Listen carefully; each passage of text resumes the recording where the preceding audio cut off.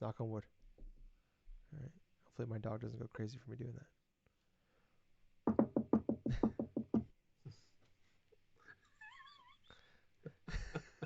So stupid. Alrighty. Hello, ladies and gentlemen. Welcome to episode 448 of the DrunkNerds podcast. I'm host, as always, I'm Tyler. And joining me, we have the man, the myth, the legend. He's vaxed, he's waxed, and he's ready to play that sax. He is the man, the myth, the legend, Sir Colonel Gables. What's up, buddy? Wow. Anyway, That's one of I'm those. doing all right.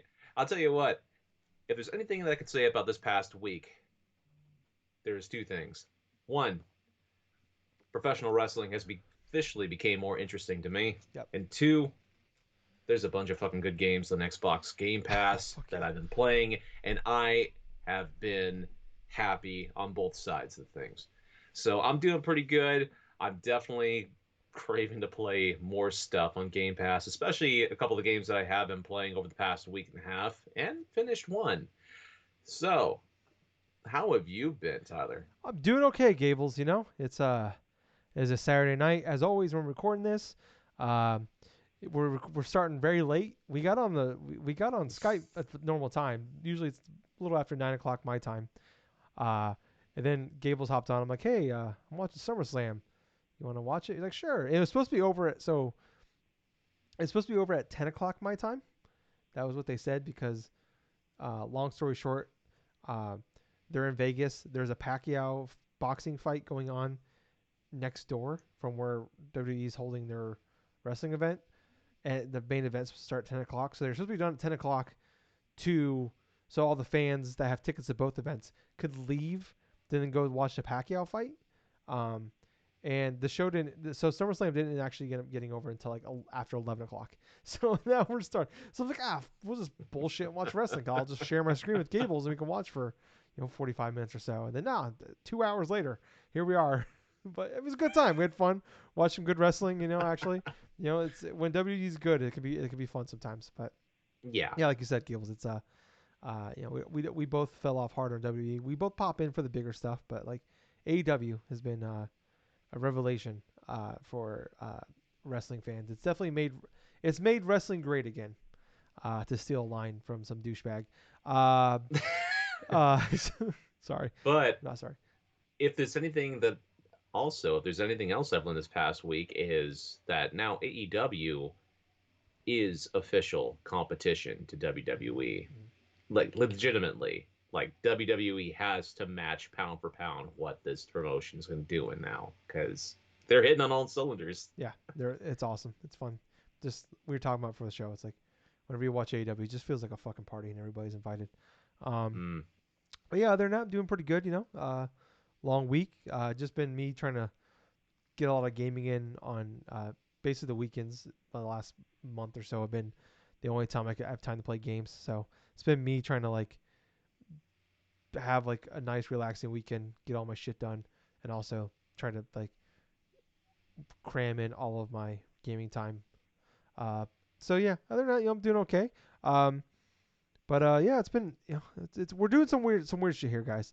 So if you're watching this on YouTube and you can actually see our beautiful faces, um, that means this whole experiment worked. So what's going on is we've been doing the live streaming for the show like on Twitch, and I've been putting them over onto our YouTube channel, so you can have the video version for probably the last 6-8 months now. Then the issue's been is that sometimes I don't have the greatest computer in the world. It's like a $700 computer I bought at Best Buy. It's pre-built, nothing fancy about it. It was just I got two monitors here, but I mean there's nothing really fancy going on with this stuff. It's great for doing the podcast and having multiple screens, and I got Audacity going, got Skype going, and I got the show notes over here. Then trying to do the video part of it with the live streaming, and the great part was like, oh cool, we'll live stream it on Twitch, and then I'll just export that straight over to our YouTube channel. Boom, boom, done. I don't have to worry about you. So now you can, when you listen, if you're listening to the show on YouTube, you can actually see us instead of just having our logo as the screen the whole time. Um, so the issue's been the last, it's happened a couple other times too, but the last month or so, uh, it's just a lot of stress on my computer. We're trying to have, like I said, I got the show notes up, which I've been trying to fix that by using my phone. I have no other things using my internet right now. I have the best internet I could possibly get at my apartment. I have. It's not great, but it's still really good. But it's not gigabit internet or anything. Um, but I can't get any better than what I got. My computer is, like I said, not the toughest in the world. So if it had issues when we're recording the show, and it'll stop streaming midway through, and I'm not like the video editing is not something I want to do, nor know how to do. I could probably figure it out, but I don't. I mean, I've figured out how to do all the other shit, like figured out how to do a I figured out literally what Audacity was the day before we recorded this first show. So, Mm-hmm. and how to edit on like as we were recording the shows, and I figured out I didn't know what OBS was until literally like a couple days before we started doing live streaming for the first time. So I could probably figure it out. I don't have a lot of free time. Like I said, I don't know, like the weekends is all the free time I have for anything ever, and I really don't want to spend a lot of time video editing and trying to figure out how all that shit's gonna work. Like I said, I don't have the greatest computer in the world. It just seems like it'd be more stress on my girl here. Um, so we've had issues while streaming where the stream cuts and then it'll come back on, but then like a minute of it's gone of our podcast. But then now it's broken up in like 5 or 6 chunks. So instead of me there was a couple of episodes I did a few weeks ago where I posted it and like the first like hour and like 10 minutes was on there, and then like 2 minutes was cut out in the middle, and then it came back for the last 15, and then like the last minute got cut off, and I posted them on there. That was the best I could do. Then unfortunately, the only way for me to like get our audio version on there, because unfortunately the person we use now for our podcast, Anchor, who is our sponsor, thank you very much. Every time you guys click that, you download our podcast, we get a little bit of money for that, which we really appreciate. But unfortunately, the only downside about them is they don't. Our previous people that we use for um, posting our podcast would automatically post it to YouTube. They do not do that for us, so we have to do it ourselves. And the only people I can find that do it for free is very low quality audio. So our show sounds pretty bad on YouTube, which I'm sorry for, but that's just the best we can do without me paying, you know, $15 a month for a service that I'm only going to use once in a while, which I don't like, a few times a year, and I don't want to pay. I don't want to do that. Um, so right now, what we're doing is I am recording this on our on OBS, but I'm not streaming it. So if you are seeing our faces, that means the experiment worked because we did a little test. We recorded a few minutes. I checked it out. We talked like normal. I had a conversation. I checked it out. Everything seemed to work fine. We didn't do like a whole full on podcast. So literally, we're doing this right now. So I don't know why I'm going through this whole process today, because you'll know obviously if this worked or not, whether or not how you're listening to us. But yeah, so if people want to know what's going on in the future, if we're not, why we're not live streaming on Twitch, stuff like that. That this is the reason why. I apologize for that. Like I said, um, I don't have the best computer in the world. I don't have the money to buy a better computer, and I'm not a computer guy. So, could I do upgrades to it? Probably. But I don't have the time, like I said, or the money to upgrade this shit. So, doing the best I can with what we got. So yeah. Anyways, that is what's going on with us in the future of this podcast, at least on the YouTube side. Uh, Audio side, nothing will change for you. But cross your fingers. Hopefully this works, because I really would like to be able to do video for our YouTube channel. Yeah. Anyways, Gables, we've had a decent week of news, and let's jump into it because Yes. it's been pretty fun. I do want to jump into, first off, we had the Pokemon Presents, which was Mm. announced. I think it was announced. Did we talk about last week? Oh, we did talk about last week. We did. Yes. It was, yeah. Usually they announce that shit like 2 days in advance. They actually gave us like a decent notice. So it started off as it was 28 minutes. It was the longest one ever, by far. It started off, they dates on they announced Pokemon Unite's coming to phones, I think, to September 22nd. And they announced if enough people pre-register, you get the Pikachu skin. Uh, they also announced that some other characters, some other Pokemon coming to uh, Pokemon Unite. They announced some updates to Pokemon Masters EX and then Pokemon Cafe Mix, which is now becoming Pokemon Cafe Remix, I believe is the name of that thing now. But the big thing they did was they kind of like jumped into and they gave a lot of details on um, uh, Pokemon Brilliant Diamond and Pearl, whatever the hell they're called. Uh, I can never. I'm never gonna be able to remember the names of them. Um, but we got a lot of updates on that. Gables, I'm kind of curious. You know, we've seen a lot of that. We got a bunch of gameplay on that. Um, you know, kind of showing some of the new improvements and just kind of more story going on with it. So you're the Pokemon guy. I want to throw it to you before we get to the Arceus stuff. What was your thoughts from what we saw with Pokemon Diamond and Pearl?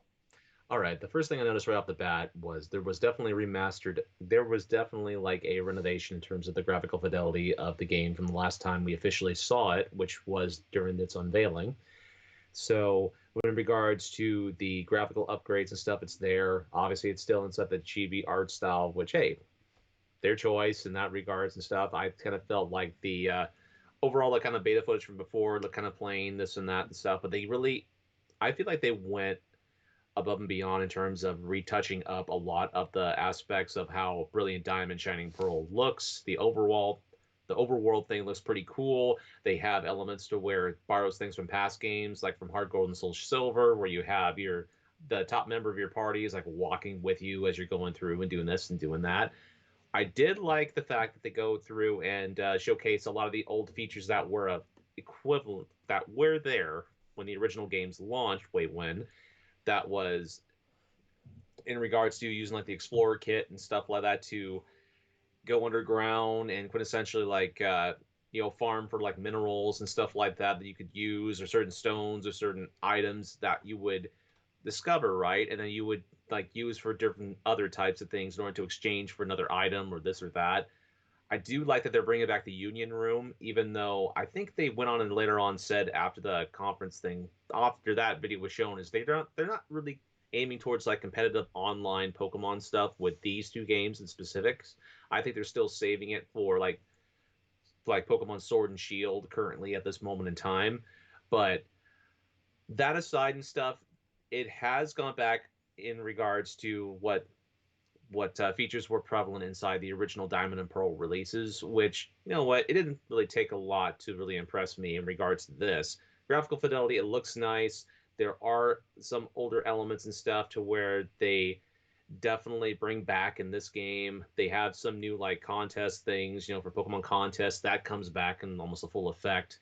Looks like it's a little bit more involved and stuff. There's the Pokeball customization stuff that was prevalent back in those generation of the fourth generation of Pokemon games.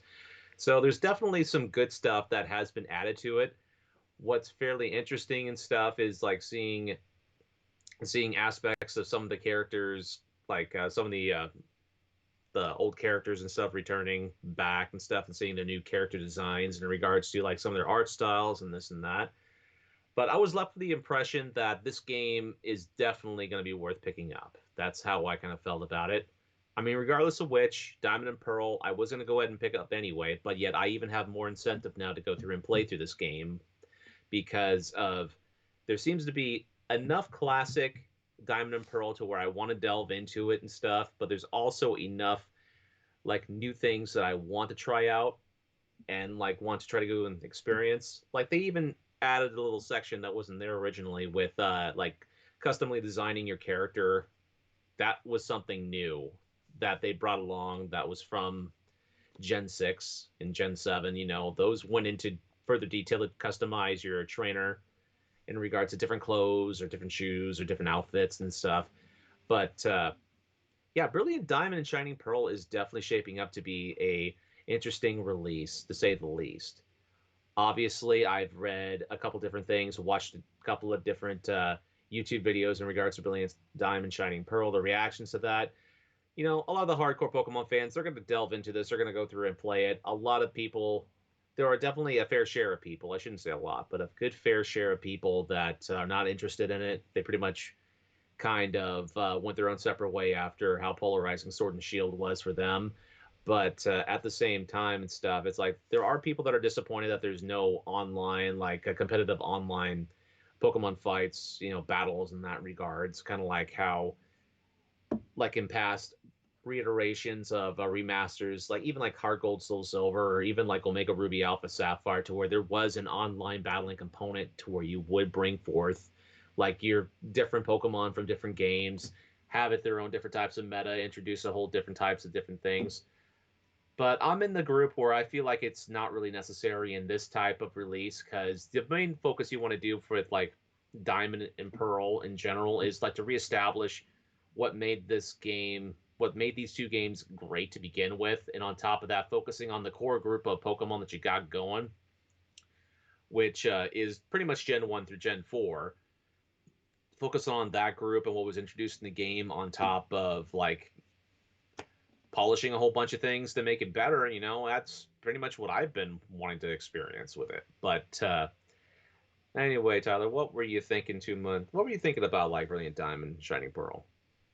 It's kind of more what I said last week, where it's just like nothing really blew me away. Like it wasn't bad, it wasn't great. It was just like I said, it's kind of like how I felt last week, where it's like I feel like like Gables, you're definitely like you're in that crowd where it's like you're for that you love this, you're gonna buy it. Um, and I was in that crowd where it's like I wanted to see what they could do to sell me on it, and I wasn't really expecting. I went in with very low expectations with this, where it's like I need to be sold on it, but I'm not like I know that like this might not be for me, and that's fine. Yeah, I would if it was if it I wish it was, but like this definitely seems like this is that generation that's just I'm in that like that middle ground where it's just it's like it's not for me. There's like that there's that middle ground there between like basically like black and white to like the generation before was black and white before this one or was it after this one or was it ruby and sapphire was before this one? Let's see. Wait, Ruby and Ruby and sapphire Sapphire. was Game Boy Advance, right? Yes, it was for Game Boy Advance. This is Yeah, so I the had it Diamond and backwards. Pearl was for DS. Yeah, so it's basically I'm sorry, excuse me on that one. So ruby and sapphire to like kind of like black and white 2 probably, where it's like that is like that weird generation for a lot of us like Pokemon fans that kind of like we were big in the beginning, we left in the middle, and then we came back for like X and Y, and that's kind of when Pokemon really blew up again. I think in the mainstream, and I'm like that. I'm in that crowd where it's just like I'm not gonna sit there like it's easy for me to say right now I'm not gonna buy this thing because like I've said this about a bunch of games like oh fuck that I'm not gonna buy this fucking thing, and then like it comes out and I'm like ah fuck okay I guess I'll go buy it. So like I'm not gonna rule it out. It comes out I think it's like mid-November. Yep. Um, I think I can't remember the exact date. I think it's like the 16th or something like that. Um, but I'm not gonna rule it out that I'm gonna get it. But like as of right now, like I said, it's just like I said last week. It's more about like for me, it's just like there's these certain Pokemon that like it's I play these Pokemon games because it's like brings back my childhood. It reminds me of like it's that nostalgia factor and like these games I just don't have nostalgia for them. Just like Ruby and Sapphire. Like I played those when they remade them on 3DS, and I put 10, 15 hours into them and I fell off of them. Same with Sun and Moon, where it's just like I don't have like I love the nostalgia more than I love the games itself. So yeah. Oh, sorry, excuse me. I had a burp. Oktoberfest, so good. Uh, yeah, but it's yeah. I mean, like I said, I'm gonna wait and see. I'm not gonna like rule it out that I'm gonna get it, but right now I'm not like drooling over this right now. But a game I am drooling over, Gables, is Pokemon Legends Arceus. Mm. So we got a lot more gameplay for this. Definitely, if you didn't think they were trying to tell you this was a Pokemon Breath of the Wild, you can't deny it now, because that's exactly what they were trying to do in this thing. And like, showed off a bunch. We had another trailer for this, showing off a good chunk of the world. We got to see the battle system, how that works out. Where like they're basically like this really is Breath of the Wild. Where, like they essentially even have the Blood Moon, where like lightning strikes and all the Pokemon's eyes turn red, and they straight up fucking attack you, and you could dodge roll and all that shit. Um, you can like run around the wild and like throw a Pokeball down and have a fight.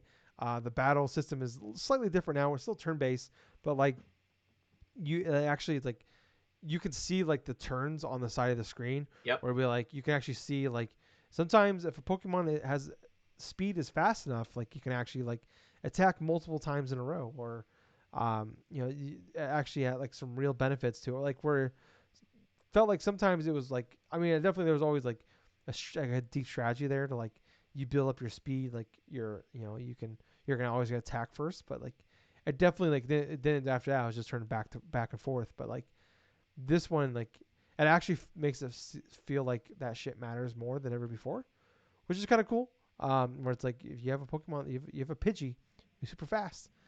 He can attack multiple times possibly before the other one can, your opponent can or whatever. Uh, but I was I so I had a I took a lunch break. I took an early lunch break and I pulled over on the side of the interstate of all places when the event started because I'm like I want to watch this shit live. So because I didn't want to be spoiled, I didn't want to like accidentally pop up YouTube or Right. Twitter, whatever, and spoil myself. So pulled over side of the interstate, put the hazard lights on at work, and I was on lunch break, so this I wasn't stealing hours or anything. So nobody freak out. Um, and I just sat there and I watched this event. And it worked out perfectly. I was a few minutes late, which worked out great because I skipped basically all the bullshit before. Yeah. I tuned in right at the end of the Pokemon remix shit, which was great because and I went back and watched the other shit later on, but I didn't miss anything. But I was sitting there like audibly like on my phone, I'm like, wow, I'm like holy shit, like audibly saying out loud by myself in the truck. I'm like this shit looks awesome. Uh, I can't like obviously like my big concern is like how is this like actually gonna work? Like we talked about last week, how is this gonna work on a launch Switch or just the Switch in general? But like just based off of what we've seen here and the shit with the gameplay and like the story mode and like all that I man, I talked about last week, Gables. Like this is like the game we've wanted, or at least I wanted, like when I was a kid, imagining like a Pokemon game. Like this was the game I imagined, and like who knows if that's gonna be the case, but if that ends up being the thing or not. But man, I was blown away by this fucking trailer. What about you, Gables? Honestly, I felt pretty good about it too. It's like this is the type of Pokemon game that's fairly fascinating to me. It's definitely something that a lot of the longtime fans have been wanting for decades now. On top of that, I felt that was fairly interesting, because for one, it's a straight up action RPG. You do have elements to where you're catching different Pokemon where you can use them and select it, sort of like a turn based like RPG sort of aspect to it. But at its core, it's a action RPG. You're definitely having the same type of elements, the same type of like different things, like even the little meter stuff that tells you like who's attacking when and stuff. Mm-hmm. But I like the idea that there's different types of styles too. It can go with either a strength to have like increased attack, or do like an agile style and stuff to like become faster and like maybe get like a turn, like a move or two before your opponent even can set up something. So I definitely do like that aspect of that style. I also felt it was kind of interesting seeing like the pre the pre Sinnoh region, before it was actually Yeah. called Sinnoh, the Was it Hisui. Hisui? I Okay. think it was like the Hisui region, right? So you have Yeah. Mount Cornet and stuff like in the background and stuff, and you essentially have like a whole bunch of different creatures, the whole bunch of different Pokemon that have like different types of looks or evolve into specific other types of Pokemon based upon like the those ancient sort of origins and stuff. So Yeah. Like we had what Growlithe and you had Growlithe, right? But you also Bravier, Brave Braviary. Braviary. So you had a different form of Braviary, right? That has like parts psychic, I think it is. But what's very fascinating is there's two Pokemon inside of this trailer that actually have evolutions that were based Yeah. upon older Pokemon characters, like inside of Okay, but generation. I'm sorry to cut you off. I'm looking up the names here. I want to try to pronounce them before you do. Okay, Okay, we have Weirdeer. that's exactly what it sounds Is like. he a new one or is he an Yep. evolution? He actually is an evolution, so he is technically a new All right. Pokemon, but he evolves from the Generation 2 Pokemon Stantler. Okay. Okay. Which you can ride him, and he is adorable. And then, oh god damn it. Okay. This is the fish one, the Basque Legion. Yes, Basket Legion. Oh It my god, it sounds like it's spelled. Holy yes, shit. Basculegion is the evolution of the Gen 6 Pokemon Basculin. And that one looks pretty fucking cool because you're quintessentially riding a gigantic fucking fish inside of the damn water. Yeah, I love that too. That I saw my friend. You have like the one Pokemon you can like. It's basically like the glider where you can like fly with him. Mm-hmm. You have the weird ear which you can ride around with, and then you have the Basque Legion where you can ride him on you can surf. I love the fact that they're going back to the drawing board and stuff, and not only coming up with like new evolutions based upon the past Pokemon history and stuff, giving evolutions to more Pokemon that really didn't have any in that regards, but it makes the most sense here because it's like you have like the pre ancient Sinnoh region, you know, the Hisui region, that you have these different Pokemon evolutions and stuff, and even certain remixes of classic Pokemon characters like Growlithe. With Growlithe, looks entirely different. It kind of looks like almost like a sheepdog because it has this like Mm, extra hair in the front. And yeah, the thing about it is it's also a dual type. So it's quintessentially kind of like how Slugma and like Magcargo are in terms of being a dual type, meaning it's part rock, part fire. So it's like you have a rock element added on top of it, and that's why it has all that fur on top because it's yeah, quintessentially like a rock coat. yeah. He said that because he has like a rock on his head, but it can break after time, Yes. over time. Yeah, yeah. Oh my god. You know, like I said, I was going in hopeful for this second one, Pokemon Legends Arceus, and I can't wait for 2022 is gonna be fucking nuts. If everything lands, Gables, we got Pokemon Legends, God of War, Horizon, fucking possibly Breath of the Wild 2. Like holy shit. This is Next 2017 year all over again.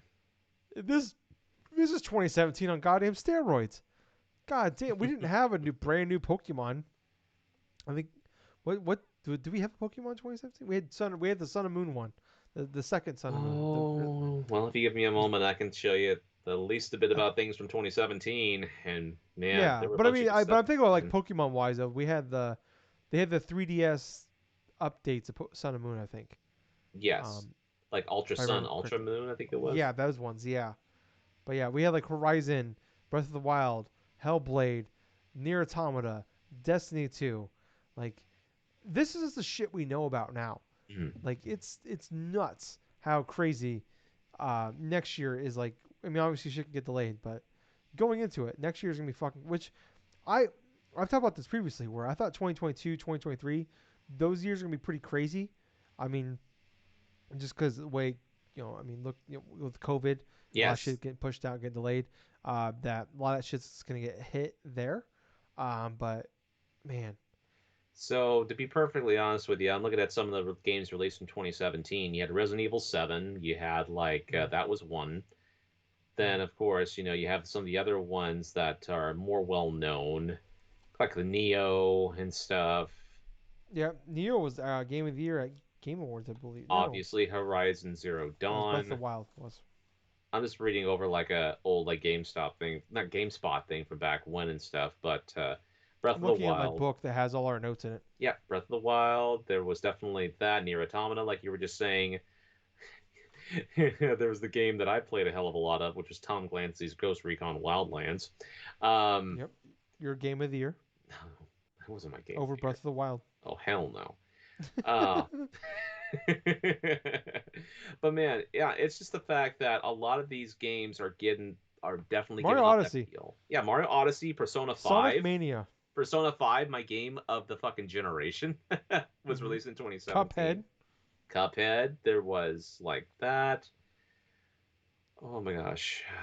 Oh, God, I'm looking at more of this stuff. Yeah, forgive me because if 2022 game We had that releases. Metroid 3DS game. Oh yeah, that's right. Samus Return. Wolfenstein 2, Yep. Kingdom Mario plus Rabbids Kingdom Battle. Jesus Christ, what a fucking year, man! Oh What a no. goddamn year. Oh, I South remember. Park. We had the South Park game that year as well. Friday the 13th, the game. That was a fun one. That was a great game. That turned out to be a really good game. Tekken Rest 7. in peace to that game. Dude, Tekken 7, that was a fantastic fighting game, and that was definitely one of the best ones I've played. You Mm. definitely had that. Oh, let's see. What else? Else? Uh, yeah, I'm just basically just like listing off a whole bunch of random games that were released It's a inside good of year. 2017. The It's a fact very good remains year. is 2017 was a fantastic year for game releases, and if 2022 even holds a candle next to at least a few of those games released in that entire year, then it's going to be a fucking memorable year I for mean, Frank gaming. Sinatra wrote a song about this. When it was 2017, it was a very good year. Now, did he talk about 2022? I don't know. But he Huh? called that shit out like 70 years in the future. Who would have known? Who would have known that? Frank Sonic Sinatra. Mania. Hmm. Yeah, Sonic. Yeah, yeah, very good year. But moving on here. Sticking with shit going on this year. Let's talk about some shit that's going on next week, Gables. All right. So Saints Row looks like so.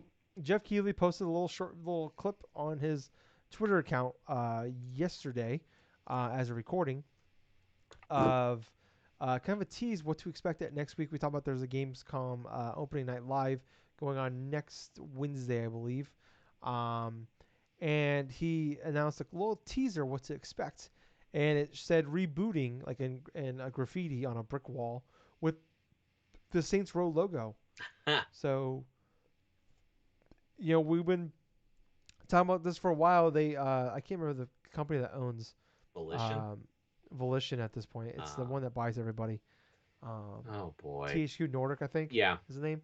And whoever owns them, I don't know. There's so many of them now.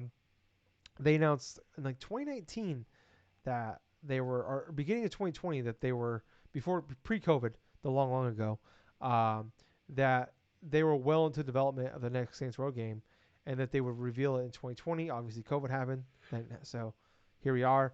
And then at E3, there was a buzz about possibly be the next Saints Row because they were doing THQ was doing 2K. Was it 2K? THQ? Maybe. THQ. It was THQ. I'm sorry. It was THQ Nordic because they had their own personal thing at E3, which was one of the was it one of the worst? I don't know because there were so many bad ones at E3 this year. Yeah. So many bad press conferences. It was up there. It was really bad. Gearbox, all of them were really bad. But they were like, "Oh, cool. What about these 5 games? They're gonna be no, no, they're not gonna be there. No, none of the things you're excited for are gonna be there." Um, so here we are. Finally gonna happen. So basically, it sounds like we're not getting a Saints Row 5. It sounds like in a way maybe it's gonna be it's a reboot. Who knows if it's gonna be like a full on reboot? Maybe it's gonna be like a God of War style reboot where it's like the shit happened in the past, but it's like it's a totally different game, but we're also acknowledging the things that happened before. I don't know. I mean, where's who knows where this game's probably not coming out this year. Could be speaking of 2022. Could be a 2022 game. They did say last a year and a half ago it's well into development. Um, I mean, we're just like we were like I was a huge Saints Row 3 fan. I enjoyed Saints Row 4 for what it was. It was basically the Crackdown 2 that we never got, and I didn't love it, but I enjoyed it for what it was. I mean, I'm just kind of curious where your excitement level for it is. I mean, it's been what 8, 7, 8. It's been 2014 Yep. is when we had our last. No, 2013 was when we had our last Saints Row game. I remember now. It was our very first year of recording Yep. the podcast that that game came out. Um, so it's been 8 years since we've had one. 8 years this month, actually. Now since we've had one. What's your kind of like your buzz anticipation for the new next Saints Row? Like what this game can be in the 2020s. I have absolutely no expectations whatsoever for this next Saints Row game reveal. As long as it remains faithful to the spirit of the game originally, and as long as there's something fun in regards, maybe closely like similar to that of Saints Row the Third, because I loved Saints Row the Third. It was definitely a fantastic experience. As long as they have some crazy characters, a bunch of crazy shit and stuff like that, and just remains faithful to the Saints Row source material, which originally was like a sort of a GTA knockoff in that regards. Yeah. It was a parody of a parody, which GTA was a parody already of, you know, where the United States. And Yep. this was a parody of that parody. So, yeah, I mean, I don't know. I'm kind of in the same boat where it's just like, I want to be really excited for this because, like, I mean, people listen to the show long enough that know, like, especially in the early days when, like, the last time we had a GTA game come out, which was, I mean, also 8 years ago at this point, 8 years next month, for that as well, 2013, um, where I have played all the GTA games since 3, and just none of I'm just not a Rockstar guy. Bully is like Bully and Saints Row are like the exceptions to the rules for those GTA style games. I love Bully. I love Saints Row 3 and 4. I liked 1 and 2 to a certain extent, but 3 and 4 were awesome. And like all the GTA games, I've always, after a certain amount of hours, I just fall off of them pretty quickly. Not quickly, but like after like 10 hours, so I'm just like, I'm done. Um, so I don't know. Like I haven't played I mean, like, the last generation, every game pretty much at this point has been an open world game of some sort. Uh, Obviously they're not like GTA style though. But I don't know. I don't know what to expect, how these games are gonna work, and like the comedy's always been really good. Um, but I don't know. It's just I'm excited for this. I'm looking forward to it. But yeah, like I'm with you, where it's like I can totally see myself watching that trailer, assuming it's like if it has gameplay and all that, and like how big, who knows, this could just be like a teaser or it could just be CGI shit. Um, but I'm totally in the same boat where it's like I am all over the map. Where like I feel like I come out of this like totally blown away, and also totally like I have no interest in this. But I really hope to be, the former rather than the latter, where Really? Yes. I am pumped looking. I'm like, I really want. I thought Saints Row 4 was like I said, it was a good game, but like they just went too far into that spectrum where I thought 3 was the like the perfect like GTA clone game ever. Like the game was a fucking blast to play at the time. Uh, and like I even went back and played the remaster last year. Unfortunately, just it was just a really shit remaster, and it just kind of took the fun out of that game for me. Um, but yeah, I don't know. Who knows? Let's be hopeful. Um, I like I said, I would love to be hopeful, but we'll have to wait and see. Um, Moving on here to our last main topic, or last big topic, rather. So Call of Duty Vanguard game. I mean, it's Call of Duty, so basically every spring, everything leaks out about it, and then by the time the game comes launched, it's like, oh, we knew this shit months ago. But it's called, the name leaked a long time ago. The kind of the Premise. Premise. yeah. Thank you. I can't say the word for some reason. My mouth won't let me say that word. But you get the gist. Was premise. Got it. Ha! Got it. Fuck you, mouth. Uh, I don't know. Anyways, it got officially revealed. We had no gameplay, but it was a teaser trailer. Um, it's coming November 5th. It's coming to everything. It is World War II style. But I believe that the premise of this game, got it again. Fuck you again, mouth. Ha! Ha! I just want to punch you in the face, mouth. I don't know. That hurt. That'd be stupid. That'd hurt me and nobody else. This just hurt me. I'd hurt myself twice, my mouth and my hand. That's really stupid. Uh, Oh. it's so stupid. I'm so stupid. I should stop drinking. Anyways, the basically the game was supposed to be like kind of like history. It was inspired by history, where like I believe it's like supposed to take place in like the 50s, but like World War II just never ended, and the campaign wise, anyways, and that it's gonna like you're gonna take place over like I think like 5 different characters in this, and there's supposed to be over 20 different maps available at launch. They have a couple new game modes they've announced, but we haven't seen anything for. Like, so we've seen zero gameplay. But it's coming November 5th. Um, like I said, there's no gameplay or anything like that. It's also important to note, obviously, everything going on with Activision Blizzard. Um, it's one thing. I don't know. It's like you gotta keep that shit in mind. I'm not trying to like. I don't want to be the guy to like. It's kind of like the thing we talked about like a month ago. I don't want to get into like the whole spill again. We know what happened, but it's like we talked about this was like how like we could totally see them hitting the eject button on Call of Duty because like shit, we're getting bad press, and now it's Call of Duty. and save us. And it's like we can't let that new shiny thing like, ooh, what's this over here, and totally forget about the bullshit that's going on over there.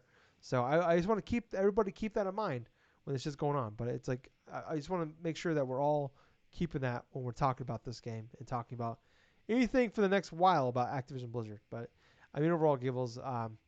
I mean, I'm more of a Call of Duty guy than you are, and I'm barely a Call of Duty guy. Well, I mean, what's your interest level in possibly the next Call of Duty? I'll be perfectly honest with you, man. It's like with any other type of Call of Duty release and stuff. I mean, it quintessentially meshes in the same, then just the same, you know, inside of the grand scheme of things. Really, I mean, it all seems the same to me. Where it's like the similar concept, it's different type of settings, different types of perspectives. Interesting that they're going back to the World War II well again in that regards, but it seems like they're going to split it off between five different characters, like you were saying, and then tackling different types of possible like scenarios in that regards. But yeah, it's eh. I'm not really Yeah, too interested in it, and that's yeah. just not I'll be. me saying it because of Activision Blizzard shit, but it's just me because of I'm really like half and half sometimes with Call of Duty. I mean, there's some games that interest me, and there's others like this is just doesn't spark anything with me. Yeah, I'm always a big sucker for like like spin-offs of like what if kind of shit with World War II, like Right. the Wolfenstein games like that, like what if things like this alternate history of like the Nazi like that shit always kind of intrigues me. Um, but I mean, those campaigns are what they are. Like I thought Cold War last year was a pretty good attempt. I just thought that ending was hot garbage. But I mean, we'll have to wait and see. I want we'll see what some gameplay and go from there. Moving on to now we have a few quick hitters we gotta get into here. Um, Quake 4K remaster was it's supposed to be shadow dropped, but it leaked like 6 hours early. Yes. But it's out now on everything: PC, PlayStation, Xbox, and Switch. It's the Quake 4K remaster, as they're calling it. It's only actually $10 to get into it, but it's also available on Game Pass. Um, so kind of some clip notes out of this here. So I'm just reading this article from Engadget here. So there's 4K resolution, dynamic lighting, uh, depth of field modeling, blah blah. The 25th anniversary was on June 22nd, so obviously celebrating that. And kind of a cool thing here is there's a new expansion that Machine Games have made for this game, which, if you're not familiar, Machine Games is the ones that did the Wolfenstein New Order and New Colossus. So they basically brought Wolfenstein back. And then also has multiplayer mode with up to eight players. I believe you can do split screen with three other people. So you can do 4 player split screen, all that. So yeah, I know Gables, you have played a little bit of the game, but Yes. I, I don't know if you want to get in that here, or if you want to just talk about that a little bit later. But I don't know. I thought it was kind of a cool little surprise here. For we had QuakeCon going on, digitally this year, and here we got Quake 4K. I got it downloaded. I haven't got a chance to play it, but I do want to at least dabble in it a little bit. I'll be perfectly honest with you. It was definitely a big surprise seeing the original Quake not only get remastered, but simultaneously released on consoles because quintessentially that has been a PC game Yeah, for predominantly ever since the original was announced on PC and released there years ago. But yeah, I have played a little bit of the Quake remaster on Xbox Game Pass and stuff. The gameplay is fantastic. I mean, for God's sakes, it's quintessentially like Doom, where it's like it's fast, it's furious and stuff. There's definitely a lot of reworks and stuff like that they've adjusted to make sure when you're using a controller it feels organic. But yeah, man, I mean, I had to adjust the camera angles and everything else, like the X and Y axis, to do a little bit quicker because even though you're moving incredibly quick, sometimes the aiming thing kind of feels a little bit slow to me. But after that kind of adjustments and stuff, I basically played through a couple of levels of it. It feels fun to play. There are definitely some fun things, and the levels go by super quick. You could go through like you could go like a level a good solid maybe 3 to 5 minutes if you knew what you're doing. So they're super quick, they're super interesting. I mean, I'm coming from the perspective where I've never played the original Quake before, and then having this rare opportunity to go through and play this game, yeah, this is definitely one of those games where it's really fun. It's really fun to get into and just mess around with. yeah. Oh yeah, I just like I Quake was never my thing. I remember playing. I think it was like Is it Quake 4 that was like an Xbox Yeah, 360 launch title? it was. And like that was like the like I remember like when I bought my first 360 like shortly after launch. I remember like all there was to play on it was like Dead Rising and Quake 4, and then Gears of War. So I was like, after I beat Gears of War, it's like, well, okay, well, I guess I go fucking check out Quake, and that was like, I played only a little bit of it, but yeah. So that, I want to check it out. I mean, it seems like, I mean, it's like I said, it's on Game Pass, so I got to download it. I want to check it out, but I mean, it's pretty cool to see that. They're I, kind of bringing it back because they had that Quake Champions a few years ago, and that just kind of came and went. It the seems like. last kind of Quake game I can remember releasing on the consoles was way back, and it was kind of like it was on the PS3. When I think about it, it was like the Quake, like not territories, but like Jesus criminy though. They had a demo for the damn thing and everything, but it wasn't Quake 4 or anything. It was like its own separate sort of like a spin-off thing for Quake. But Mm. it was an early PS3 game that I remember. But yeah, I ever since then, I haven't really saw anything in regards to Quake console games and stuff up until the remaster of the original. Yeah. So moving on to our next thing here, I'm just gonna as we're talking, I just wanted to like make sure I understood everything that's going on with this. So Bethesda announced that on November 11th, they are announcing on the 10th anniversary of Skyrim. This is one of my E3 predictions, and it didn't happen at E3, but it finally got announced that Skyrim is getting a reboot remaster for the next gen consoles. Um, so on the 10th anniversary of Skyrim, November 11th, 2021, they were releasing the anniversary edition. It'll be available on everything PC, PS4, Xbox One Series, PS5, blah, blah, blah. Well, actually, no, I'm going to take that back. It'll be available on PS4, but you can play it on PlayStation 5 with backwards compatibility. So it's not, but it's coming to the next gen Xboxes, but not the next gen PlayStation. Um, they also announced that they're adding fishing to the game.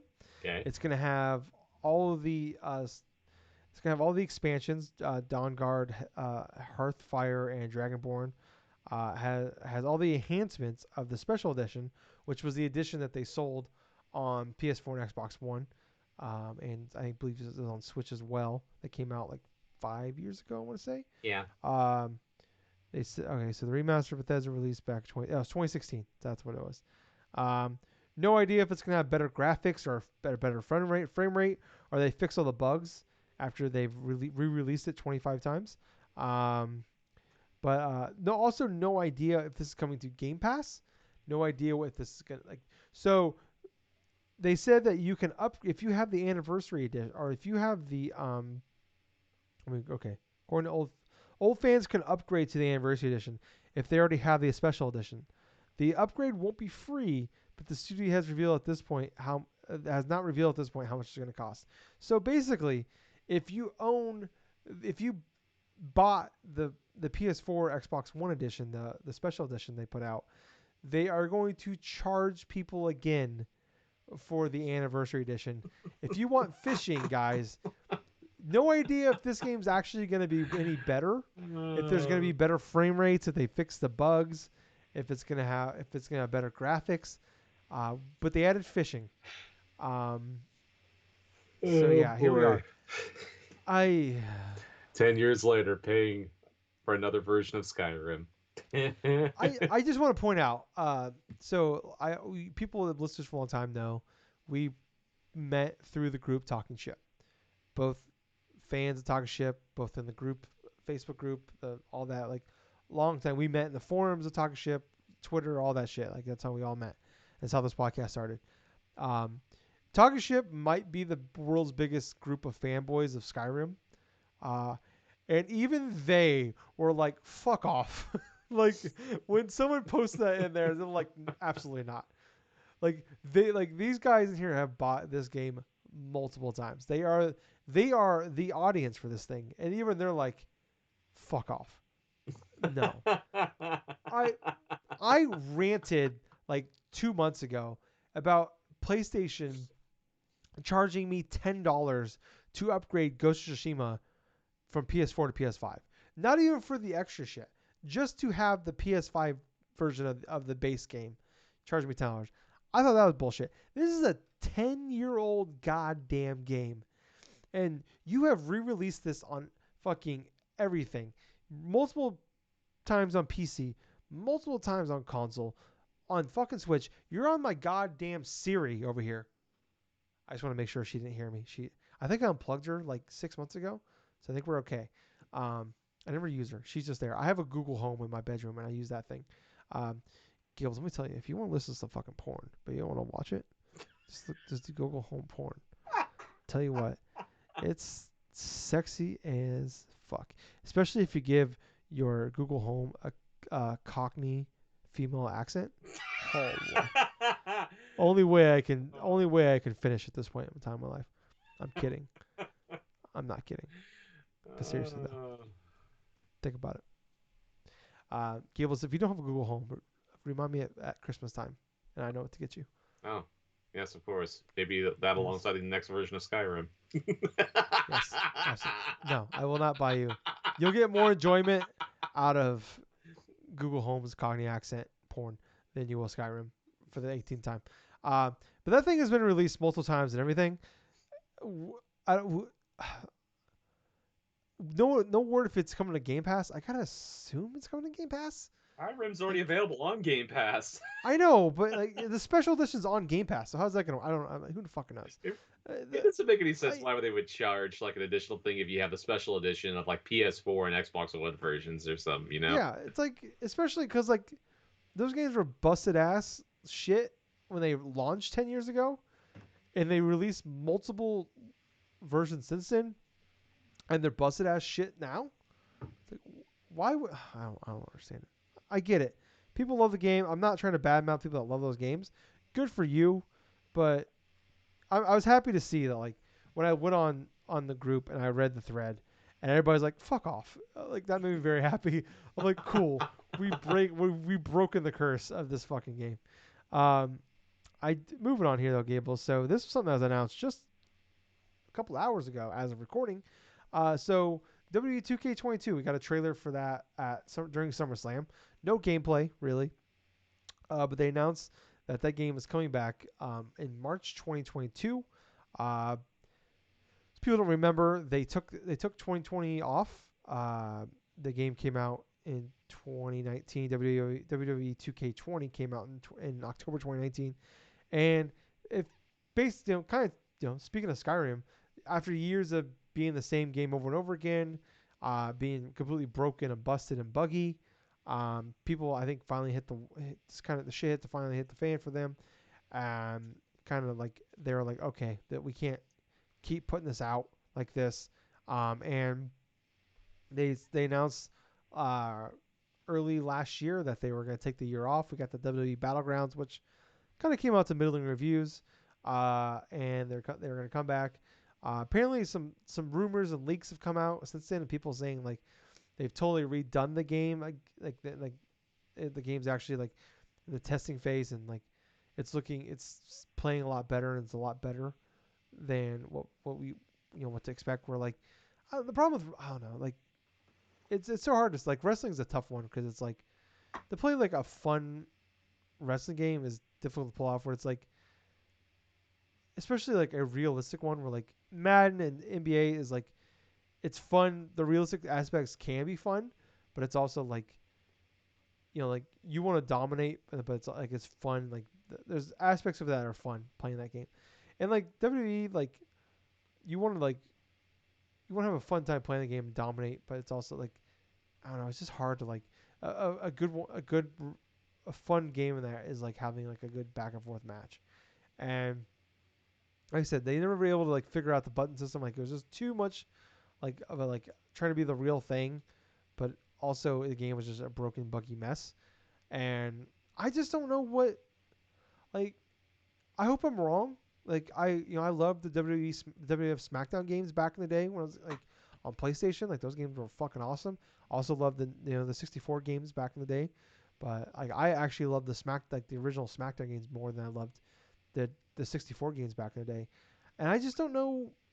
I mean but this is like I was a kid. I was 10 years old.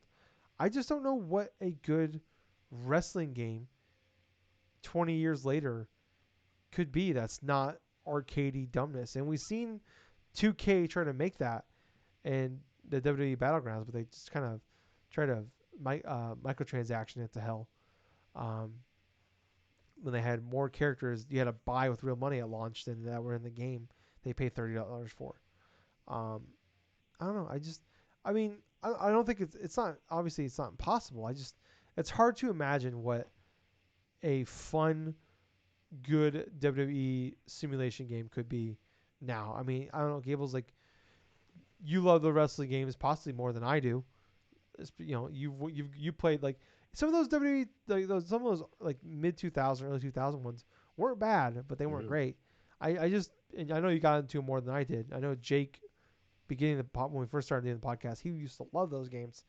Um, I'm just kind of curious. What are you expecting, and like how did in your mind can you imagine a good, fun WWE simulation game All today? right. In order for the WWE 2K22 to be a fantastic game, in my opinion, that's more akin to these current times, the gameplay has got to take front center. It cannot be a piece of shit. It cannot be a clunky mess, which a lot of the various issues with the past previous 2K games in that, and not just 2K, but like full out on since when THQ owned them, a lot of the critiques of it is quintessentially the systems and everything else that they were trying to go through and work with and stuff. They quintessentially got worse over time, or it went from maybe like a fun, enjoyable experience, say like in games like WWE 13 and then like 2K like 14 or something like that, where I felt like that was the pinnacle of that in regards. But Is that where they went from Ukes that was the first to year when THQ handed it off to 2K and stuff, and The Rock was on yeah, the cover of that one. I liked that one okay. in particular, but those two That had the games, streak mode, right? When you had to beat yes, the you had streak. to beat the streak Okay. of the Undertaker and everything I remember else. Jake played like he basically did like half an extra life playing that fucking game. Yes. Yes, and for good reason too. That game was very fun in its regards because it had a good mixture of old and new wrestlers. It definitely had a lot of interesting modes that kept people engaged instead of the stereotypical, oh, okay, here's a singles match, here's a cage match, here's a Hell in a Cell match, and then that's it. In order for this game to be good in the current years, a good wrestling game, in my honest opinion, nowadays means lots of options, lots of characters, little to no microtransactions, fun, addicting gameplay, and stable online connection stuff.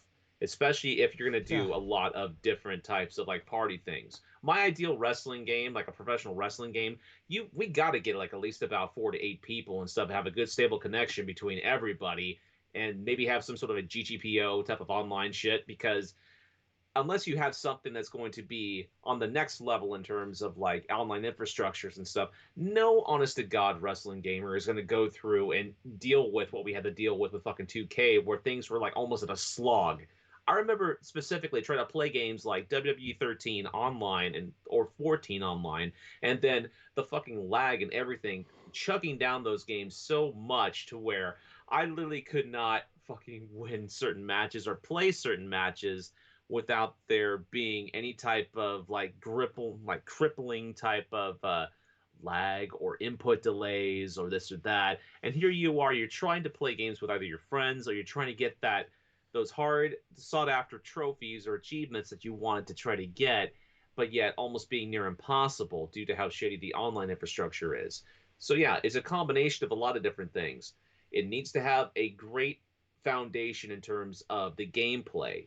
That's the most important part of a wrestling game. You can have it be simulation, like realistic and all that other stuff, but if it's a piece of shit to try to play it, then it's not going to matter. It's going to quintessentially be the same as what 2K was initially going with initially, which was half-assing the gameplay, inserting all these different things, and having maybe a little bit enough to where it's going to entice certain hardcore wrestling gamers to go through. But the difference between this time around as opposed to back when WWE 2K20 was released and stuff, we've seen the worst of WWE 2K games here with that abysmal release of WWE 2K20 with all the glitches, all the hiccups, all the this and that, all the all the crazy glitches and stuff, or like it looks like the referee's receiving something from Charlotte Flair, and like all these other types of crap. But the benefit of this is they're not locked out of their game engine, that's for sure. I mean, THQ does not have that. No, Ukes don't have the keys to the freaking car in that regards. So they had to basically rebuild this game from the ground up. There's definitely key improvements where I feel like they are more than likely going to make in that regards. But my biggest hope in this is that for this game to be good is that they take a lot of adequate care in regards to developing this game.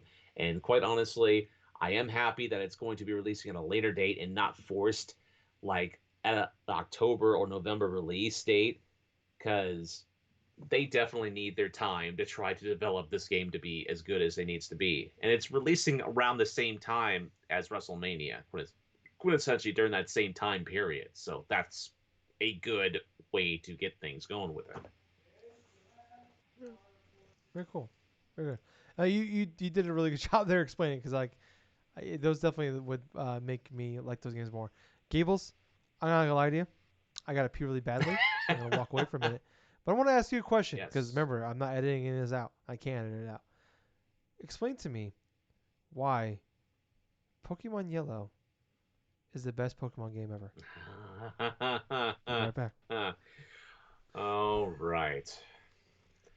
So, in regards to Pokemon Yellow being the best Pokemon game ever, well, I could see the arguments that some can make because of how simplistic it was back in Generation 1. I mean, quintessentially, you have the older elements where you had to pull like a different type of Pokemon, like a selection in that time, where it's like one of 151 of possible amounts of Pokemon. So you have 151 Pokemon, very streamlined. It's not like 700, 800 that you have going right now, but in regards to the whole simplistic approach of how it was, you know, there's definitely a lot of fun combinations and stuff you can make in regards to your type of party choices in that regards.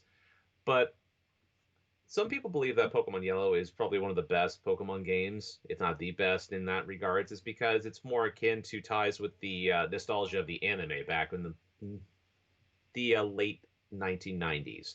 So you get a chance to like control Pikachu and stuff, dealing with Team Rocket and stuff, and all this other random rigmarole stuff. But I'll tell you one of my favorite things inside Pokemon Yellow was, and that was for the Surfing Pikachu minigame. Fun fact, inside of Pokemon Yellow, if you put that copy of the game inside of the N64's transfer pack, if you had a copy of Pokemon Stadium, you can actually play like a Surfing Pikachu minigame on it. Which, you know what? I thought that was pretty cool from back in the day.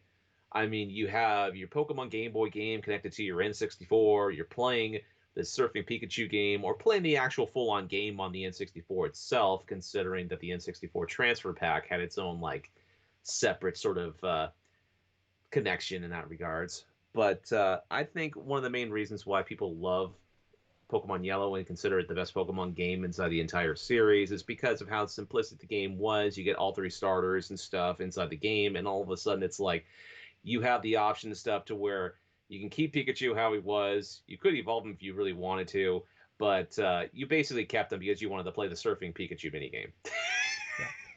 Yeah. There's that really popular song by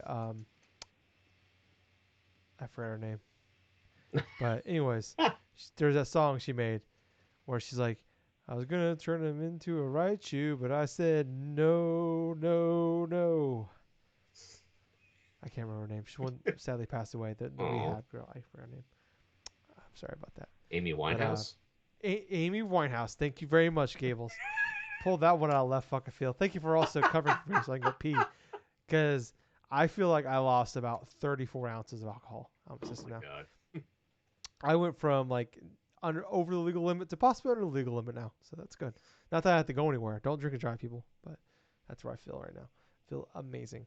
But Gable's moving on to our last little quick hitter here for us. Right. So we had every month the Xbox, Microsoft, and Halo and 343's Studios Industries, whatever, said that they're going to give like monthly updates up until launch with Right. what's going on with Halo Infinite. So we had on Friday they had the August update, and one of the things they announced they give out screenshots, little updates here and there, or what's going on, little updates. They announced that when no release date yet, but the big thing they announced was that the co-op campaign will be available via split screen. So local co-op campaign will be available, but online co-op campaigns will not be available at launch.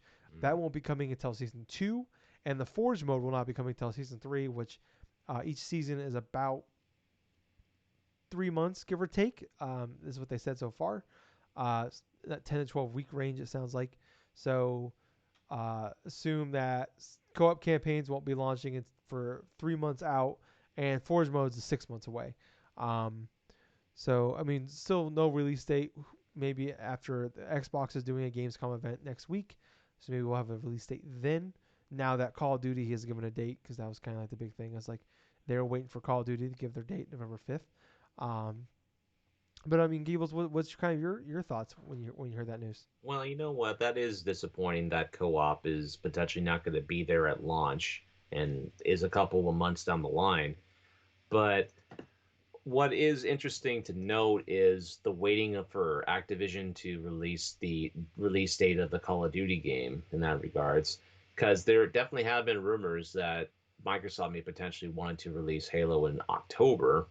So honestly, I am disappointed that there's not going to be co-op and Forge at launch, but at the same time, it's like you'll have the multiplayer functionality and stuff. You'll have like you access to the single player perspective, but it would have been a hell of a fun time to have online co-op with that game from launch. I mean, let's be perfectly clear here. It's a Halo game. You Yeah, if you want to play through with your friends and stuff, you should have that access from the get-go.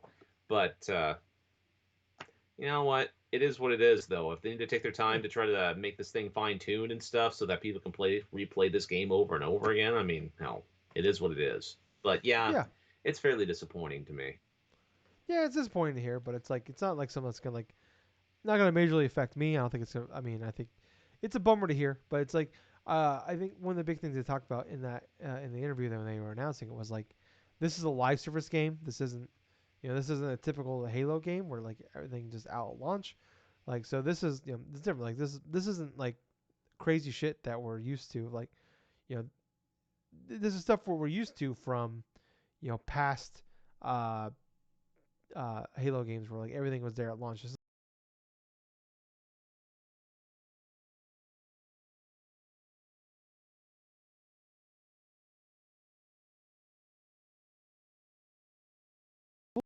we're reconnected. Okay, we are definitely back in terms of connections. I'm going to step out just for a moment, but I'll be right back. Okay. All right. Oh, whoa. What in the world is my fucking thing doing here? Whoa. What is happening? What is happening? There we go. I fixed it. I think I fixed it. Sorry about that, guys, for the video listeners here. Obviously, um, some technical difficulties on our side, but yeah. I mean, we're in the age of live service games is totally different now. What to expect and what those could be. Shit doesn't always come out on day and date with those, but it's also like we knew this game was coming in hot when it's coming out. And if everything else is done, like I don't think this is going to matter too much. As long as as long as that campaign comes out and it's good and it's great, and the online is awesome, then I don't think this will be a major issue. I think the people that really really want this and really care about this will be if you'll still be playing this game when it comes out, or you're going to come back to this game, or at the very least, this could just bring a bunch of people back. 3 months later, when this is another reason to come back to this game. If you just want to play the campaign or play with your friends for a little bit and then you move on to the next thing or whatever, like this could be a fun thing to jump back into. And say the game comes out in November, maybe in February, March, you're playing. You have the online, the co-op is releasing. One more reason to come back and play this game. Like I know that's a big selling point. I remember like some of my favorite things about, like like I've never been a big Halo guy, but like I talked about, I went back and I beat Halo 4 for the first time earlier this year. I got Halo 5 down. I got the Halo 5 downloaded. I haven't played it yet. I haven't finished it, but I've got it downloaded. But like some of my favorite things ever about Halo was I remember when Halo 3 launched, and like I wasn't even a Halo guy, but I remember like I was working at a game store and during the Halo midnight sale, Halo 3 midnight sale that is, and I just bought my copy. I'm like, well, I'm here, might as well just fucking buy a copy of it. And I got a copy of it, took it home with me, and like I remember that like that first like couple days like just uh playing online with my friends, and it's like I was doing terribly because we were playing. They were all like huge Halo fans, and they were playing Legendary, and I'm just like dying constantly. But like that was fucking a blast. That was a fun, and I get that. Like I totally understand like that game being fun. I remember playing bits and pieces of Halo 4 with friends, so I get that. But we're a different time. It's just like I think if this game comes out and it's as great as Halo fans want it to be, and it's more Halo 3 than it is 4 or 5, then I don't think this is gonna be a big deal. It's just one more reason to come back to play this game 3 months from now. Then this game comes out at launch. We play with your friends once, twice, and you move on. Especially for the non-hardcore. So I don't know. I mean, like I said, we're in a different time. This is a live stream. We gotta think of it as this Halo Infinite they're calling it Infinite for a reason because this is going to be their Warzone style thing Mm-hmm. where like at least the multiplayer part where this is going to be ongoing for them.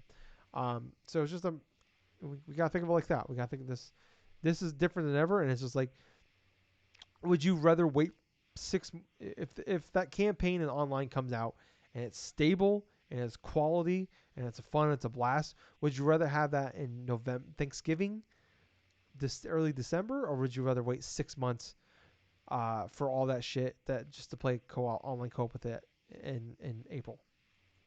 That's the way I think people got to look at it. Like, yeah, it's a bummer, but it's I don't know. I mean, take it or leave it. So, Gables, that's it for the topics this week. Okay. We can move on to what we've been playing. You want to just get the Dodgeball Academia out of the way? Yeah, let's do that right at the moment. Okay.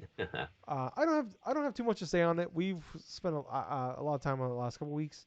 Um, for me personally, I I thought for what this game was last week when I saw about it, it was like for what this game is trying to be, it's perfect. I came away from the same way. Like I love this game. I remember you told me like a good way to um fuck what was I gonna say to grind to get money and all that stuff. Like you told me like there's that thing you could do over and over again, and like you can make a lot Mm-hmm. of money And Big Tony. really Yep. fast. Yeah, getting Big Tony like doing this one mission over and over again, and I just popped a podcast on and I replayed this thing over and over again, probably 15, 20 times.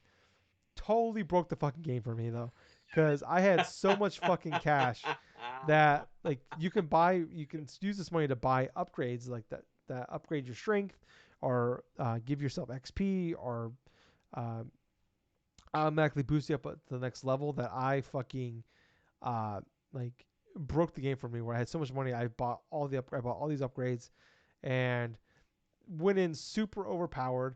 Like everybody was like basically max level.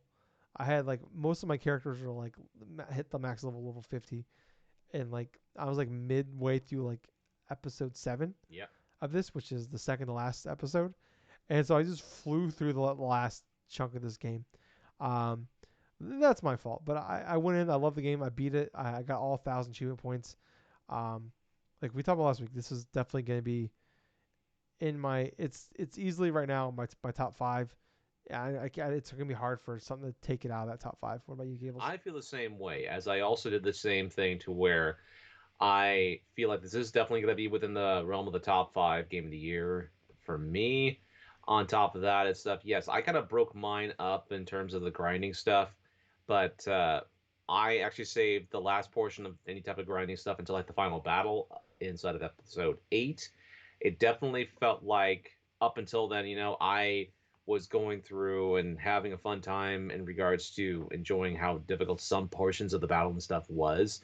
At the end of it, I kind of felt like things were kind of dragging along and stuff, so I did have to adjust a little bit of the slider and stuff in regards to get through a bunch of the unnecessary battles out of the way first. So basically, I would do that, and then I would get to like the main crux of the things that I have the sliders back to like around the normal levels and stuff, because I wanted to try to experience them how they are intended to by the game developers, instead of like going through and like adjusting things to where I'm absolutely indestructible or this or that. I want to try to make the game a little bit more fun for me in some aspects. So the only times I actually would adjust the sliders is if, say I'm grinding instead of like a big Tony's and stuff and getting some money to get extra items and stuff, maybe some extra like EXP stuff that I really wanted to get in order to get that one achievement for getting the max at 50. But yeah, you know what? The later half of that game, it definitely is fun. There are some repetitiveness that goes forth with definitely with episode 8, especially after the first part of that thing. Once you get that all settled and done and over with, and then you go through like some of the mid revelation stuff. I thought it was pretty hilarious though in terms of that final battle and stuff. How you pretty much go through that entire thing and stuff, and it's like, oh, okay, so we got this done, and now we got to go through something completely different and stuff because this one character and stuff cannot accept the fact that that this and that. I just don't want to deal with a lot of the story elements in terms of spoilers and stuff because I am an adamant believer that the people who are listening to this, if you even have the remote interest in playing Dodgeball Academia, play Dodgeball Academia because it's absolutely Mm. worth it. Because the game, like we've stated before, Tyler and I, multiple times throughout the past couple of weeks, it's definitely it's definitely the type of game that does what it does fairly well. It's not like a reinvention of the wheel. It's definitely something that nails the core basics of like a turn-based RPG or an even action RPG sort of elements and stuff and does it extremely well. Yeah. So it definitely held up all the way to the end of it.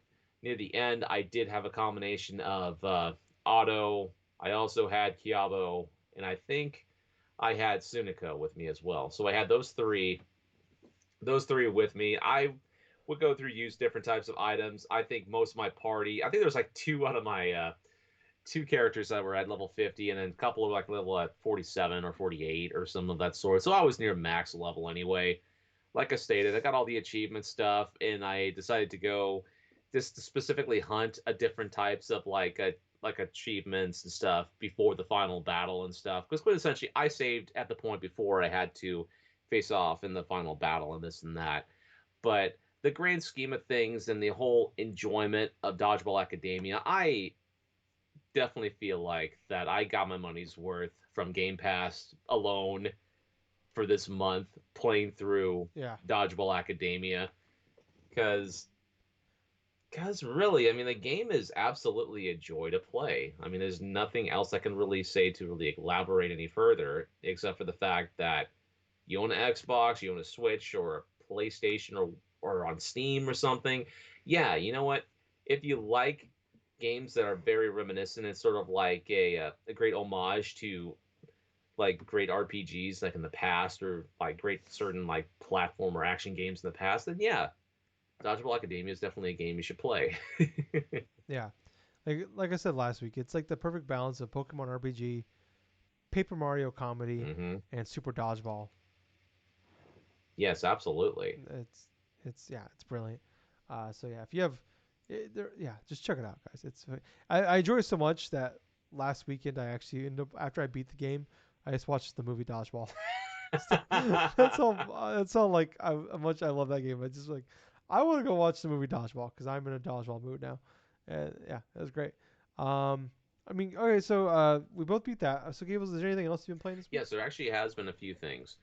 One little brief blurb I want to touch upon, though, is Destiny 2. The season 15 is going to be dropping this Tuesday. There have been a couple of different updates by Bungie in regards to weapons, in terms of different other things.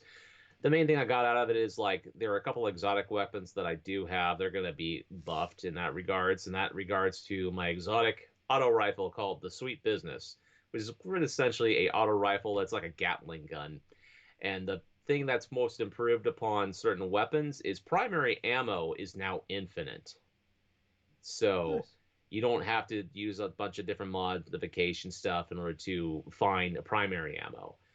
But the reason why I want to be using the Sweet Business now is because before it was generating primary ammo in order for you to try to pick up. Now it produces special and heavy ammo when you're using it. So I'm fairly excited to give that a go. But yeah, that's. Well, if Gables isn't here next week, we know what he's doing.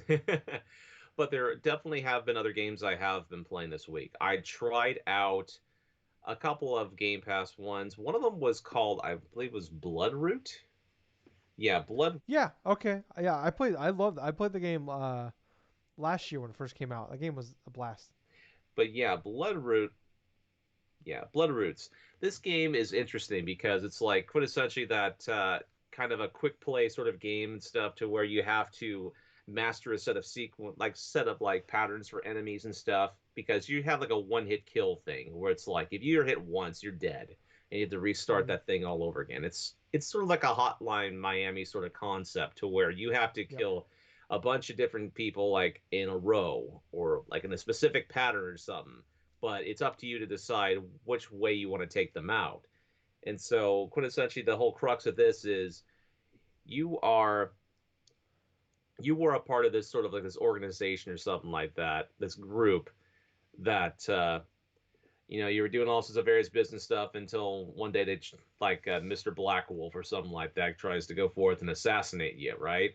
And so they didn't quite kill you, and so you want to get revenge over everyone inside of that group that quintessentially Mm. wanted you killed off.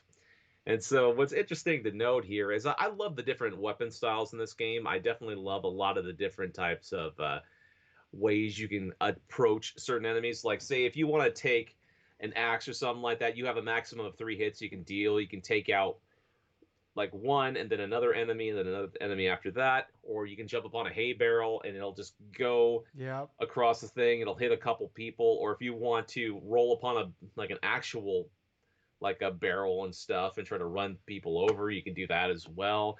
This the amount of options you can do to take out enemies and stuff, I feel is fun. The last time I ended it was after I completed chapter 1 against like a Mr. like Mr. Pig, like a Mr. Hog or something of that sort. The dude had like a cross between like a southern and like a rich accent or something like that, like it was really funny, like inside of his boss battle and stuff, to where you had to try to dodge a lot of his projectiles and stuff, and you had to wait for him to become like vulnerable state and stuff for you to hit, like execute a lot of hits. But what's interesting in the note, the most interesting part about this interaction leading up to that boss battle is you would get all sorts of like random notes and like random sort of things from like other bad guys or something like that, or in the case for after you defeat the first boss or something, you'll be sitting at the campfire, right, and here's this ghost that you could actually talk to in a nauseum. It's like, Hmm. Mr. Wolf, you have to get to sleep now.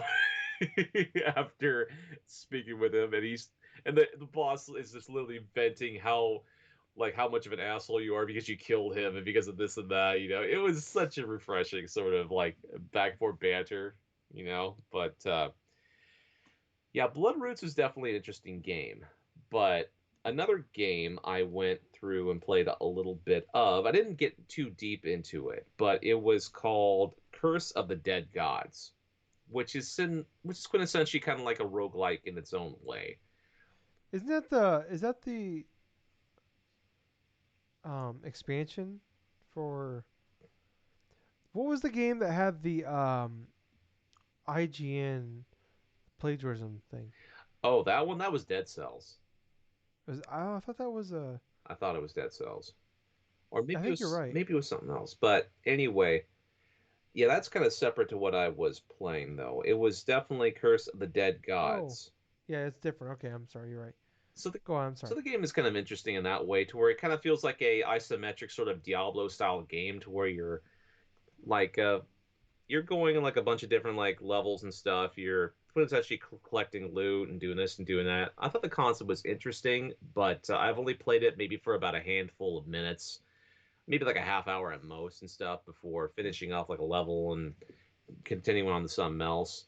I've also played a little bit more of Skate, but at the same time, I'm kind of working my way through it a little bit off and on. So I've just been accomplishing different types of competitions, different types of other missions and stuff like that pro skaters have been giving me. There's the one I think with Paul Rodriguez where I'm trying to do like a nollie, like 360 flip or something like that, and it's difficult because the way they want you to do it on the control stick, you have to swing your control stick around like in a specific quarter circle angle and then go directly the exact opposite. So you have to curve like you're doing like a pop shove it or like a 360 shove it or whatsoever, and then while doing that, you have to quickly go to the bottom left or the bottom right of like the quadrant of your control stick, which I keep fucking up because it almost makes me want to go through and do like a pop shove it or or any type of other move other than the move I want to do. And here I am trying to do this nollie like 360 flip over a freaking set of stairs, right? And so it's like been a pain in the ass with that. But the death races and stuff have been kind of frustrating a little bit too, because you're trying to race these three other skaters and stuff down like these specific like goal posts and points. The whole concept is to try to race from one point to another while beating everyone else and stuff. The most frustrating part about it is they time you to go through a specific checkpoint, and so it gives you like maybe 5 seconds, or it just depends on how far away you are from other skaters. Like if you're like behind and you're like in last place, it'll give you like 5 seconds before the damn thing fails the mission. Hmm. But there was that, and let's see, I believe there was one other game. Yeah, I'll go through and cover one other game. I started playing Hades. Nice. Okay. I decided to go yesterday. I think it was yesterday or a few days ago. One of the two. One night I decided to say, hey, you know what? I'm going to play Hades for a good solid hour and see how this works for me. Honestly, the game by Supergiant Games, this honestly, it feels pretty fucking good to play. I'm actually fairly Mm-hmm. surprised the amount of quality that was put into it. I've heard great things about it last year when it was released on console. I do own it on Switch. I downloaded it on the Game Pass and I wanted to play a little bit of that. But yes, I started playing a little bit of it. I love the aspects of having specific types of power up items or having a specific amount of like inventory that'll carry on every time you die. So it's quintessentially like, yeah, it's a roguelike game, right? But at the same time, you get to steadily improve upon collecting certain aspects or unlocking certain things from whenever you collect a certain amount of like currency. I haven't come across any other the bosses yet, but I think I have played a good solid maybe hour 20 or so of the game. But I have been liking what I've been playing, and I have unlocked like the bow weapon, and I definitely have like accomplished little bits at a time. But the banner between like the main character and his father Hades and stuff like that, I kind of find it interesting. But all these different characters, all these different things, the abilities you get from like Zeus and like from not Hermes, but like the other Greek characters and stuff like that. Yeah. It is fairly interesting to where it keeps the players investment in it wanting to go a little bit further, a little bit deeper, and say, okay, what was this beef between Zeus and Hades? You know, why is it that like your characters trying to escape out from the underworld and stuff to get to Olympus and this and that? So I'm fairly interested in seeing where that goes potentially. But at this moment in time, it's like I'm not tied down to any one game. I'm literally playing like 3 to 4 different games at once. Yeah. So how about you? What you been playing this week, man? I'm kind of the same boat with you on that one, where like I'm not like, it feels like this year for me has been like dead spurts and then a spree of fucking games to play. Mm, And that's the way it's felt for me the last few months, especially. Um, but I played a few games this week as well. You know, like Madden 22 officially launched, even though I did the EA Play thing, officially launched last week. mm-hmm. Um, or this yesterday, I'm sorry. Came out last week EA Play, but it's out now. Um, but I played a few other games that two of which are on Game Pass. The other one is on Switch and PC. I've just started all of them today, kind of jumping around. But I played um, 12 minutes, Mm-hmm. which is a game I've been looking forward to for a very long time. But just the reviews came out for it a couple days ago, and they've been very mixed. I've seen it from this game is very bad to this game is, I should say mixed. It's been like pretty much like very, this is a bad game to like this is a pretty good game with some problems. Um, and so the premise of this game is like you play the I don't know, I can't remember the name of the characters, but like, so there's the husband and the wife. You play as the husband, and you're in like this one bedroom apartment, and you show up, and the loop is 12 minutes, hence the name of the game, and like a cop shows up, accuses your wife of murder, and in the process, at least in the first loop, kills you, the husband, and then you like come back and you're back at the apartment, starting the loop over again, um, and you're trying to like solve the mystery of like why is this happening, what the hell's going on, why is my wife being accused of murder, who the hell is this cop, and it's like a point and click adventure game where like you're like going around this one bedroom apartment and finding clues, trying to figure out things, and like get the next step, kickstart the next step to the cutscenes and figuring out things like different dialogue choices you can make. You can have conversations with your wife, um, and you can pick kind of the dialogue options here and there, and like you can if you find things out, you can go from there. But like the main complaint I heard about this game was like it's very much trial and error, and like sometimes the biggest issue is like you figure out you solve the puzzle before the character solves the puzzle, and now you got to go over and figure out how do I make this character figure out the solution to this puzzle. Hmm. And I did like five, so I did the first loop, and then like 5 or 6 loops after that, and I couldn't. I'm like nothing's happening. Like I can't. I'm doing all these different things, different dialogue options. I'm trying different things out. Like okay, I know this will work here if I do this thing, but okay, oh I can't do this yet. Like it literally says I can't do that yet. I can't do that yet. It's like okay, so this will be a thing later, but why? I know I can do it now. Why can't I do it now? Kind of thing. So then like I looked up a guide. I'm like, what am I doing wrong here? And I watched this guide, and I did step for step what this guide did, and I followed it, and it still didn't work. It Hmm. didn't like make the. I'm like, so it's, I don't know. It's just like I'm really looking for this game for a long time, and it's just like I feel like this is a game like the only way I'm gonna actually play through this game is like basically by watching a guide, probably. And it's like I really want to like this game. I really really do because this game sounded so cool at the time. It's got 3 really good voice actors: James McAvoy, Daisy Ridley, and William Dafoe in it.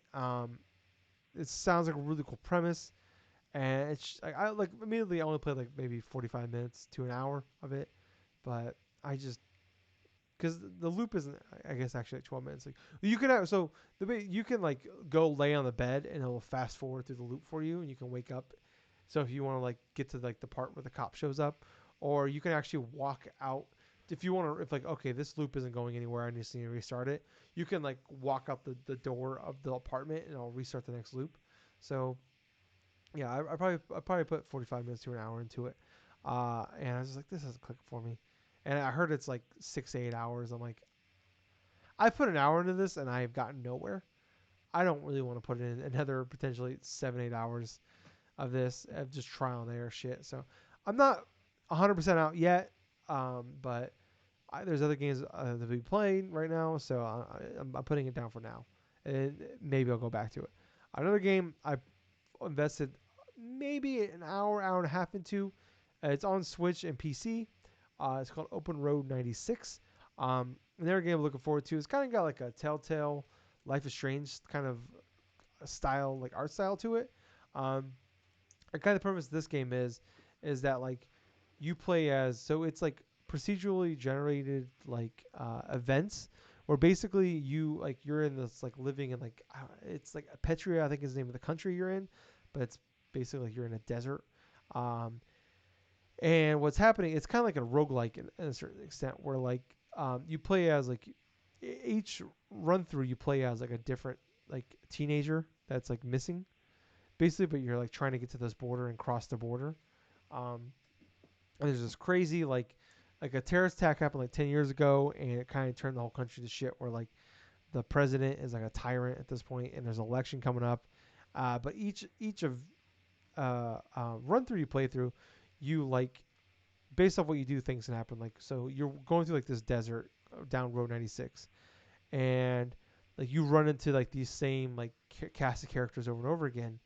Um, and sometimes you might go through an event, you might not run into these characters, but next time you play through it, you might play through it again. And each time you run into them, it's different. It's all like I said, procedurally generated how it's gonna happen, how it could happen, and so like and like based off of like what you do, what things you decide, like so you have like a health bar and you have money you can earn, and there's things you can do like oh, I found this code to break into this guy's uh like his office, and there's $46 in here. I could steal it. You steal it, or you can vandalize these um um political posters or things like that. Everything you do kind of like makes tiny changes to like it basically kind of gives you that telltale thing where like this will have an effect on what you do, blah blah blah, and you have this health bar that will go up and down based off what you do, like and if how you want to spend your money, how you want to use resources, and there's like different things you can do, like you can figure out how to like you can get this like thing that you can like a thing you can use a lock pick, or you can uh certain things can do to like kickstart where you get better at like unlocking like dialogue options, or your chances of like you can ask somebody for food and they'll tell you if you ask for food you got a 45% chance to get food from somebody, and the food will raise your health bar, but slowly over time depending on what you decide to do your health bar will go up and down. So if you want to like hitchhike down this road, um, you can run into this shitty cast of characters that like. So basically, the way like a run can end is you get arrested or you die, Hmm. and eventually the grand scheme is you want to get to the border and I assume cross it. Um, but and if you die or you get arrested, so I played one run through, I got arrested and I had to start over again. Um, and like a couple things I decided to do was like, oh, I want to hitchhike. Well, I lost like you have like 6 bars on your health bar. I lost a couple bars for, or no, I wanted to walk, so I walked, and um, I lost a couple health bars. But like I asked somebody for food, they gave me some food, so I got a couple health bars back. So it's kind of like a balancing act of like you want to have these resources, but you want to have money, but you also want to have resources, and you got to balance this act. And as you like keep running through and like doing these options with these characters, you learn more about them. You learn more about the world. You like learn how to play the game better and like how to like what you need to be doing to like figure out okay like this event like I can do this thing. The thing I said to got me arrested is like I can either like so like I broke into this building with these 2 characters Mm-hmm. and I can turn on them and save myself, keep my run going, or I can potentially get caught. And there's a chance for me to get away, very slim chance, or I could like get caught, but like I'll learn some new information if I let them if I keep distracting this guard or whatever. And I learned some new information. I got caught. I got arrested. Whatever. But now I know this event's gonna happen and substantial like the things information I learned, like I know this thing's gonna happen here at this time, shit like that. So the only biggest problem was so this isn't a Switch issue. I was like oh fuck, I was playing it. I'm like, I man, like I wish this was a more powerful console, but it comes to find this is an issue on PC where like it's just not running very well. Okay. Um, it's just the loading times are terrible. Like I'm talking like 30, 40 seconds Ooh. to load each next event. Um, and then not just each run, just like to get to the next chapter of the next section of your run, and then like when you like when like characters are like walking, like you're having a conversation, you could pick dialogue options, but the dialogue options are next to them when you're talking to them, but like as they're walking, the dialogue options are like moving, so you're literally trying to like pick your option you want to choose as the dialogue option is moving with them, or like if you're trying to do something like really quickly and like hectically, like I'm trying to like okay the event where I'm like I got 60 seconds to escape this room or I'm gonna get caught when I got arrested, and it's like I need to do these things, but it's like I gotta like I gotta be fast, but also like I gotta slow down because like I'm trying to click on the thing to do Right. like to click the option to do that thing, and it's like I'm struggling to like do click all these options, but also you gotta do them quickly. You don't have time to fuck around, so that's what caused me to like it says you got 60 seconds. I'm like trying to do this shit, and I got caught, and it's just like fuck. It's like it's frustrating because like you gotta be fast, but it's also like these options are moving, but also you're trying to move at a fast pace, and then just walking around the world and like doing the twin stick, like turning around, like the frame rate is so bad, like it was making me like almost nauseous a little bit. Ooh. Like that's how like bad the frame rate is. So it's like I really like the premise of this game. I'm enjoying it. I want to play more of it, but it's like I almost want to wait to see if maybe there's gonna be. I want to look it up and see if there's gonna be some updates coming. And like I said, this isn't a Switch issue. This is just a game issue. Like this is an issue, and some of the reviews I was reading about because I wanted to look it up and like is this a Switch thing or is this like a game thing? And this is a game thing where it's just not running great. It's playing better on the PC, but it's an issue across the board. But I like it so far. It's $20. I'd say wait, like maybe look into it a little bit more, and maybe like look to see if there's gonna be. I'm gonna look to see if there's some updates coming soon. But another game that I started playing today that I've really got into, Gables, and we talked about last week, is actually I didn't realize this. So this was at last week's indie event, the Nintendo Indies event we were talking about. And this is a game I was like, I really want to check this game out, but I was like, it was like $20. I'm like, well, I got other games I want to play. I didn't realize this game. It's on Game Pass. It's a game called Boyfriend Dungeons. Yeah. Boyfriend Dungeon. So what this game is, it's basically kind of like Hades in a way. The combat is nowhere near as good as the Hades though. Like the combat in that game is fucking awesome. Right. So basically what this game is a roguelike dating sim where so in this world you go to like this place called, I think it's like Verona Beach is the name of this town, and I put a couple hours in this now. This is the game that I of all the games I played today, bouncing around between these games, this is the game I put the most time into by far.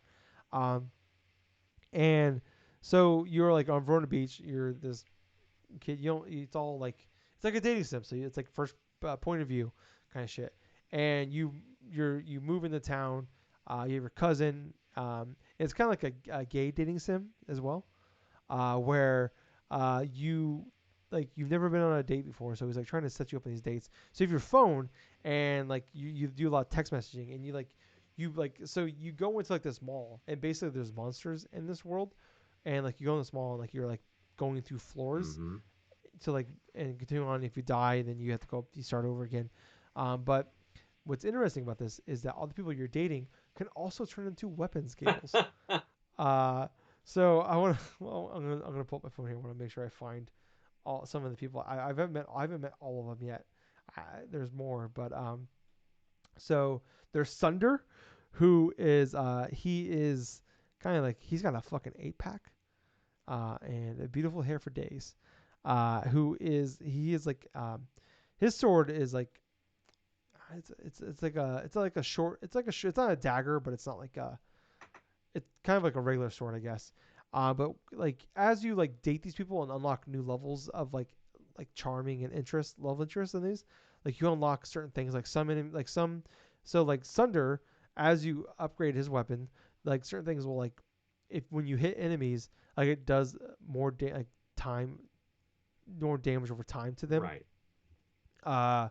And like in this mall, you're fighting like weird, like it's like you said, like they talk about like you're fighting like your worst fears. So like in this, like you're fighting TVs and cell phones and like like a random fucking telephone. Like, it was weird shit. The game was fucking wild. Okay, I don't have a good way to explain this shit. It's just the shit you're fighting up against.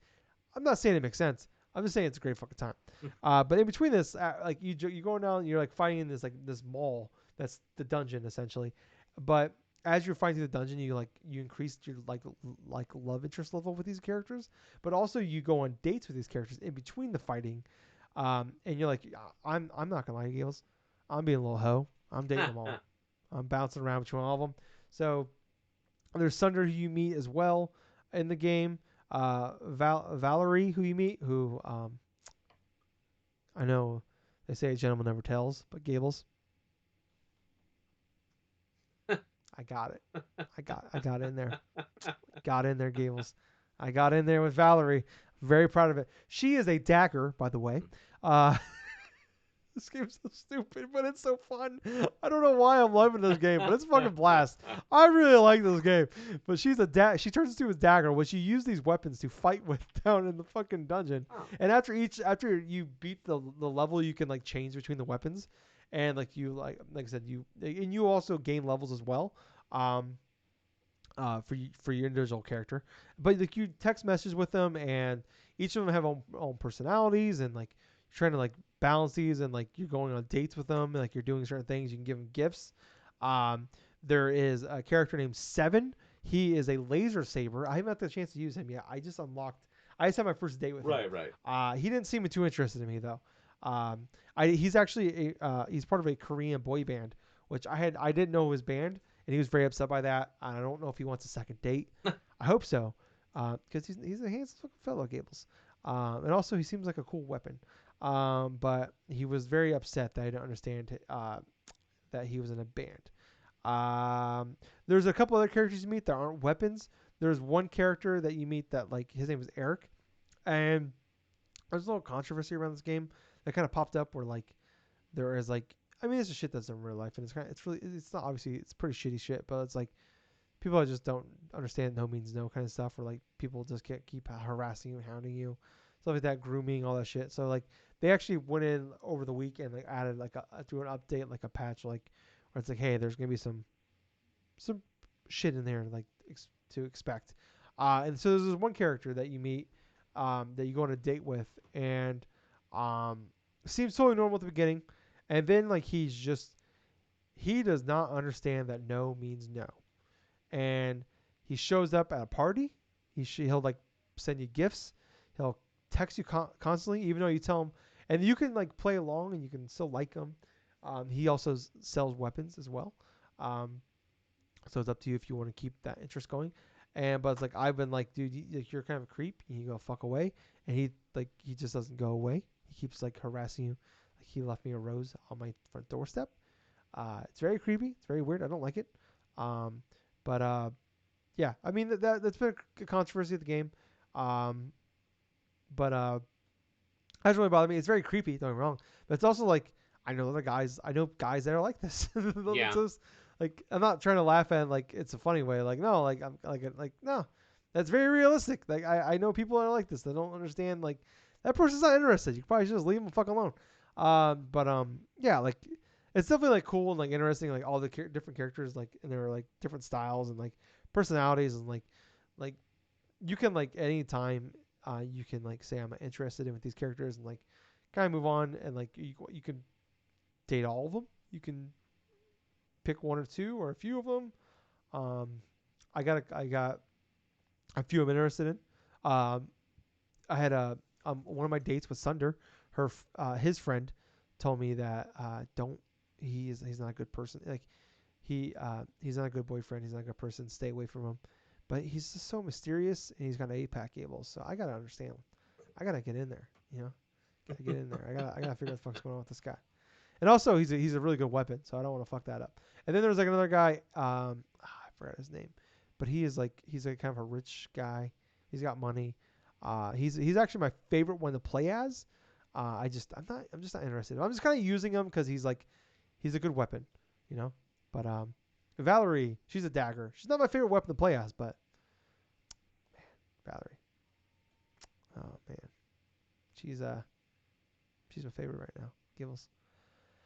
And I got in there. You know, I'm really proud of myself for that one. So I'm on level 3 with her. The other ones I'm like level 2. Um, but I think level 6 is like the cap you can get to, like love interest. Okay. But I'm really liking that game a lot. I don't know.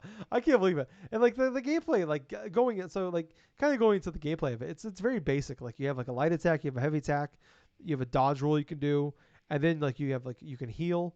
You have like but you only have like so many. You can only hold like 3 healing items at a time. Right. And then you have like a special attack you can do. Like you click the archery, but you can only have 3 of those at a time. You start off with like a fireball, but then like you can actually like so you can actually like change your character's like clothing. In this game, you can actually like craft new materials and stuff. You can like that.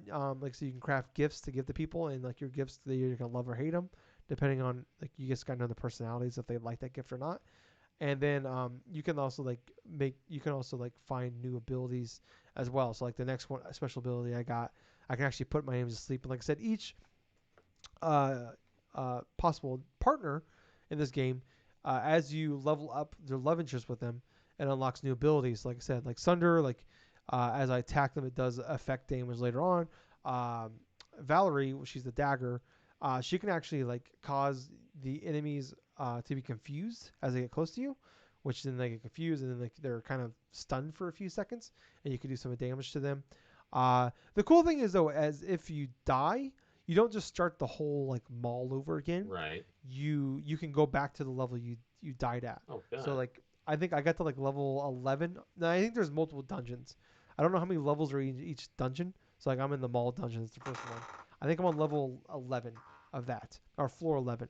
Um, but yeah, it's very the gameplay is it can be challenging, but it's also simplistic at the same time. But like the real crust of this game is the the storyline and the characters and the dating part of it, but like it's actually a pretty fun, decent roguelike as well. But yeah, I'm really enjoying this game. I'm having a lot of fun with it.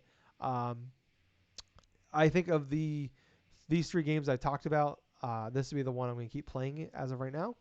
Uh, I definitely want to play more Open Road 96, but I want to wait for an update. 12 minutes, we'll wait and see. Also, the Black Panther update for Marvel Adventures just came out as well. Haven't got a chance to start that yet. So it's going to be a pretty jam-packed couple weeks for me as far as gaming goes. But Gables, I think it's going to wrap it up for this week. Mm-hmm. Thank you guys so much for listening. If you like this, check us out everywhere. We are on wherever podcasts can be served. We are on it. Please like, share, subscribe. Share is probably the thing you can do to help us the most. But also, 5 stars, thumbs ups, subscriptions, follows, whatever you can do. We really would appreciate it. But yeah, thank you guys. I was host. I was Tyler. And I have been Colonel Gables. Until next week, everyone, play yourself some fun games. And thank you for listening to another fun-filled episode of the Drunk-Nerds podcast. Hey, Gables. Yep. Too sweet. Too sweet, man. Bye, guys. See ya.